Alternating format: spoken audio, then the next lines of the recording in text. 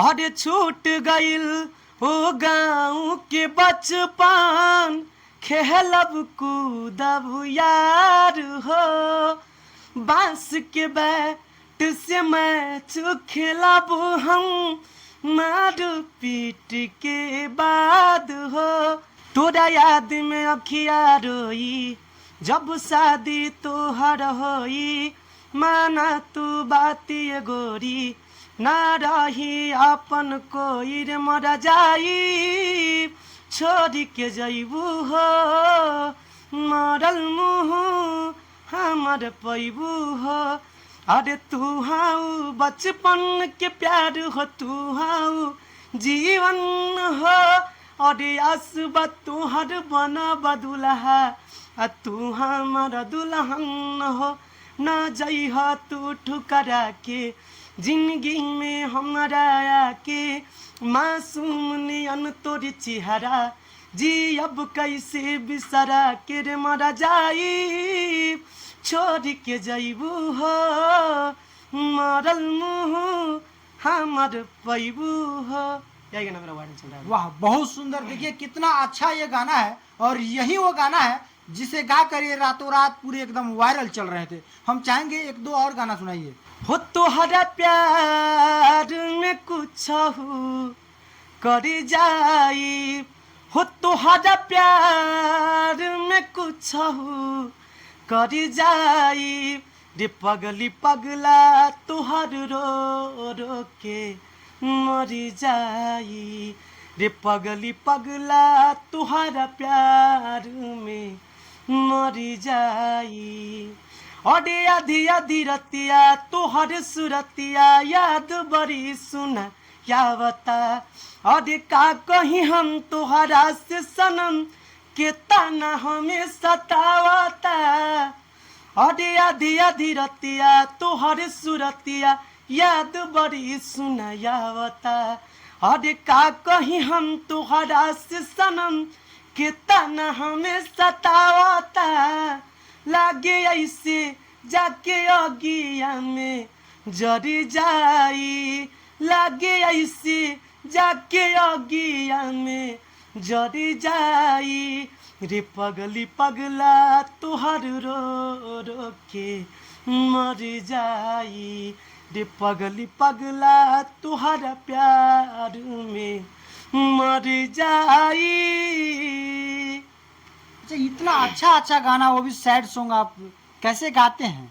देखिए गाते हैं तो हमें जो लिख के देते हैं राइटर तो गाते हैं, लेकिन गाने का तरीका होता है ना कि उसमें प्यार थोड़ा दिया जाता है, तो इमोशनल से गाया जाता है, रोमांटिक से गाया जाता है तो अच्छा लगता है।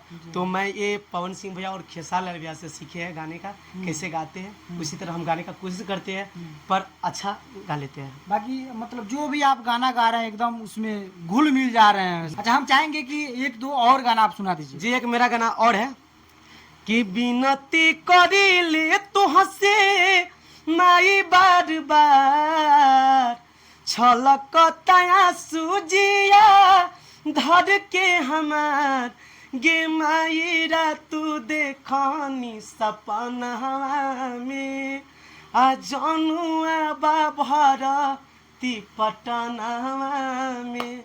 यही गाना मेरा है। चलिए देखिए, सबसे पहले तो इनको मतलब इतना नए स्ट्रगल किए हैं, और आज अभी ये स्टूडियो में हम लोग मौजूद है और यहाँ पे ये गाना गा रहे थे, उसी वक्त हम लोग यहाँ पे पहुंचे और इनका इंटरव्यू लेना एकदम चालू कर दिए। हालांकि ये इंटरव्यू देने में भी पीछा नहीं हटे। देखिए सबसे पहले इनको इतना पसीना हुआ है ना, गाना गाते गाते एकदम पूरा इनका देह जो है भीग गया है। आप लोग का ही देन है जो आज मैं वायरल हूँ, आप लोग से मैं टेढ़ा करूंगा तो मैं कहाँ रहूंगा ना। चलिए सही बात है, कहने गए। अच्छा, बहुत लोग ऐसे होते हैं वायरल हो जाते हैं तो लगते हैं मतलब एटीट्यूड दिखाने। जी होता है, ऐसा होता है। वो लोग से यही कहेंगे कि देखिए जो भी आप वायरल है, अगर कोई भी अगर स्टार है तो ये सब मीडिया वाले भैया का ही देन होता है, पब्लिक लोग का देन होता है, फैन लोग का ही देन होता है। तो आप लोग किसी को इग्नोर मत कीजिए, जो बोलता है वो कीजिए, यही हम आपको कहना चाहेंगे। अरे छूट गइल ओ गाँव के बचपन, खेलब कूदब यार हो, बांस के बैट से मैच खेलब हम, मार पीट के बाद हो। शहर न लागे कबहू ऐसन शहर न लागे कबहू ऐसन जैसन मोर गाँव हो। याद खूबे आवे हमें खेत की डगरिया, याद खूबे आवे हमें खेत की डगरिया, जहाँ बैठे चारों यार घूमे दूसरे दुआर, घर आंगन में याद खूबे आवे हमें चाय के दुकानिया, याद खूबे आवे। देखिए बहुत सुंदर ये गाना गाते हैं और आप सभी को इनका गाना कैसा लगा कमेंट जरूर कीजिएगा। बाकी इनसे हम जानने का प्रयास करते हैं आखिर इनके घर वाले मम्मी पापा हैं वो लोग क्या करते हैं, क्या करते हैं घर वाले? जी मेरे मम्मी पापा जी है जो बांस का होता है दौड़ा सूपी बेना जो होता है कि पवनी छठ पूजा में सब काम आता है, इसके लिए उसी मतलब वो चीज़ बनाते हैं बर्तन और बेचते हैं, बस वही काम करते हैं। चलिए हालांकि ये बहुत ही गरीब फैमिली से बिलोंग करते हैं और इनको इतना ना ज़्यादा आप सभी प्यार सपोर्ट कीजिए कि ये भी कहीं मतलब अपना एक बड़ा मुकाम हासिल करे। और यहाँ तक देखने के लिए आप सभी का बहुत बहुत धन्यवाद।